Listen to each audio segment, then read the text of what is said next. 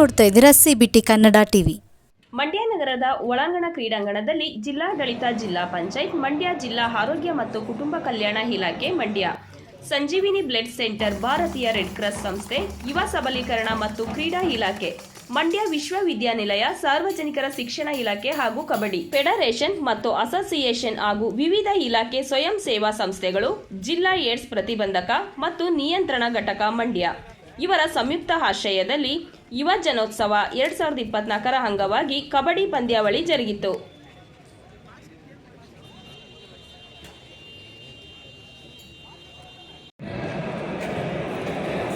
ಇಲಾಖೆಯ ವತಿಯಿಂದ ಇವತ್ತು ಇಡೀ ಭಾರತದಲ್ಲಿ ಏಡ್ಸ್ ಮುಕ್ತ ದೇಶವನ್ನು ಮಾಡಬೇಕು ಅನ್ನೋದು ನಮ್ಮ ಪ್ರಧಾನಮಂತ್ರಿಗಳು ಮತ್ತು ರಾಜ್ಯದಲ್ಲಿ ಮುಖ್ಯಮಂತ್ರಿಗಳ ಗುರಿಯಾಗಿದೆ.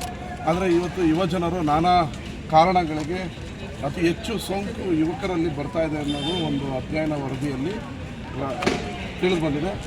ಯುವಕರಿಗೆ ಏಡ್ಸ್ ಇಂದ ಏನೇನೆಲ್ಲ ಆಗುತ್ತೆ ಅನ್ನೋದನ್ನು ನಾನಾ ವಿಧವಾದ ಅವರ ಏನು ಆಟ ಚಟುವಟಿಕೆಗಳಿದೆ ಅದರ ಮೂಲಕ ನಾವು ಜಾಗೃತಿ ಮೂಡಿಸಬೇಕು ಅನ್ನೋದು ನಮ್ಮ ಜಿಲ್ಲಾ ಆರೋಗ್ಯ ಮತ್ತು ಕುಟುಂಬ ಇಲಾಖೆಯ ವತಿಯಿಂದ ಇವತ್ತು ಕಬಡ್ಡಿ ಮತ್ತು ಒಳಾಂಗಣ ಕ್ರೀಡಾಂಗಣದಲ್ಲಿ ಹಲವಾರು ಯುವಜನ ಸೇವೆಯ ಇವರಿಬ್ಬರು ಕೊಲಾಬ್ರೇಷನಲ್ಲಿ ಇವತ್ತೊಂದು ಹಲವಾರು ಆಟಗಳನ್ನು ಇಟ್ಕೊಂಡಿದ್ದಾರೆ.